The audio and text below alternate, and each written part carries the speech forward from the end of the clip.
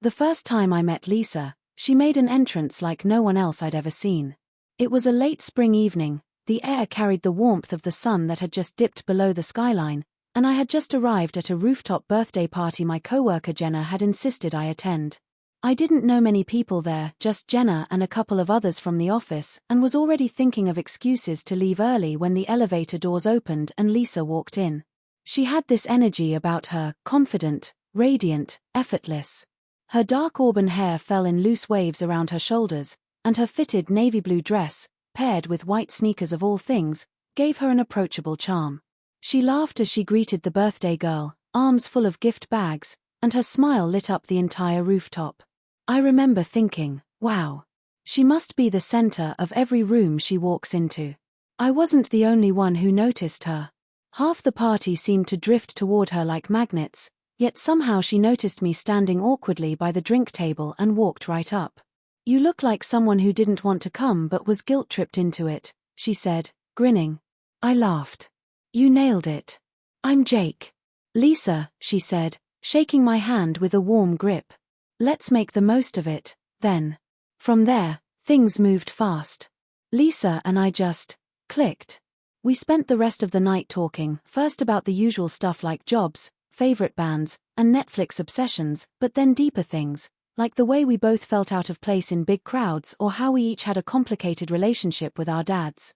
She had this disarming honesty, like she wasn't trying to impress anyone, just telling her truth. I found that refreshing. Over the next few weeks, we started seeing more of each other. It wasn't anything official, no grand dates or big confessions. We'd grab coffee, catch a movie, text back and forth until 2 a.m. There was a chemistry I hadn't felt in years. She had a way of making the mundane exciting. Grocery shopping with Lisa turned into a comedy show. Waiting in line at the DMV became a philosophical debate about how our generation had inherited a broken system. She made me feel alive. Then one afternoon, we were walking her dog, an overexcited golden retriever named Nacho, when she casually said, "You know, my husband would never believe I'm out walking a dog instead of getting my nails done." I stopped mid-stride. "Wait, you're what?" I asked, laughing awkwardly. "Your husband." She looked at me and smirked. "Relax. I'm kidding," she said with a wink. "I'm not married." I let out a breath I didn't know I was holding and tried to laugh it off, though the comment stayed in the back of my mind like a splinter. Things got even more intense between us after that. We started spending weekends together. She'd crash at my apartment on Friday nights, leave a toothbrush behind on Saturday, and joke about redecorating my kitchen on Sunday. But every now and then, she'd say something that didn't quite line up. Like when I found a luxury watch in her purse and she said it was just a gift from an old friend. Or when she got a call late one night and stepped out onto my balcony to answer it, speaking in hushed tones for almost 20 minutes. I asked who it was, and she brushed it off. "Just my mom. She gets worried when I don't call back." Still, I didn't press.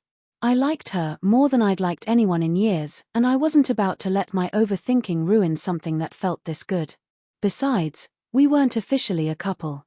We'd never had the talk. Maybe I didn't have the right to ask those kinds of questions. Maybe I didn't want to know the answers. Then came the night everything changed. It was a Friday, and Lisa had invited me to a gallery opening downtown. She said a friend of hers, one of those rich finance guys who thinks his Banksy, was debuting some new pieces. I wasn't particularly into modern art, but Lisa was glowing with excitement, so I agreed. The gallery was packed, suits, wine glasses, flashing lights, and Lisa looked stunning in a black satin dress that hugged her perfectly. I lost her briefly in the crowd while grabbing drinks, and when I turned back around, she was standing near one of the exhibits talking to a tall, well-dressed man in his late 30s.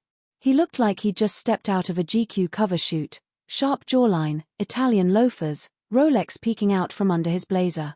Lisa looked different around him. Not nervous exactly, but more restrained. Her usual free-spirited sparkle was dimmed, like she was performing. I walked over and handed her a drink. She smiled at me, but it didn't reach her eyes. "Jake, this is Mitchell," she said, gesturing to the man. "Mitchell, Jake." Mitchell turned to me with a slow, assessing smile. So you're the one she's been spending all her late nights with, he said, his voice smooth but cold. I laughed, unsure how to respond. Yeah, I guess that's me. He looked me up and down, then turned to Lisa. We should talk. Alone. My stomach dropped. Lisa looked like a deer caught in headlights. She hesitated, then said softly, Jake, can you give us a minute? I nodded slowly and stepped back, watching them as they moved to a corner of the gallery. Their conversation was tense, quiet but animated. Mitchell leaned in close, gesturing sharply. Lisa looked down, biting her lip, then finally nodded. When she came back over, her eyes looked glassy. I need to go, she said.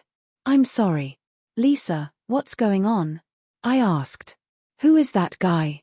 She didn't answer right away. Finally, she whispered, he's my husband. I stared at her, dumbfounded. Wait, your husband? I thought you were just kidding. She looked at me with guilt etched into every line of her face. I wanted to tell you. I meant to. But I didn't know how. Things got complicated. Complicated didn't begin to describe it. In the days that followed, I went through every emotion: anger, betrayal, sadness, confusion. I ignored her calls at first. How could she lie like that? How could she look me in the eyes and tell me I meant something to her while hiding something that massive? But the truth was, I couldn't stop thinking about her. Eventually, I agreed to meet her at a quiet cafe on the edge of the city. She looked tired, like she hadn't slept in days.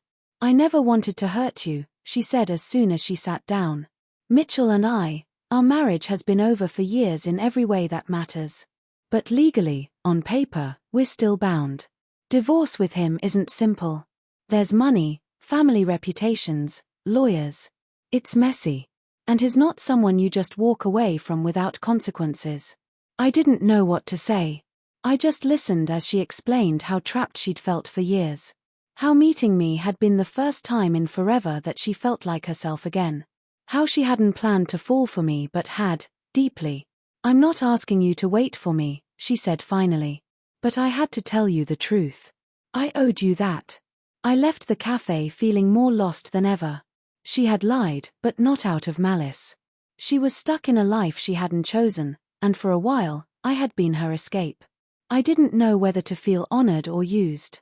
Gave way to something deeper, something I could never forget.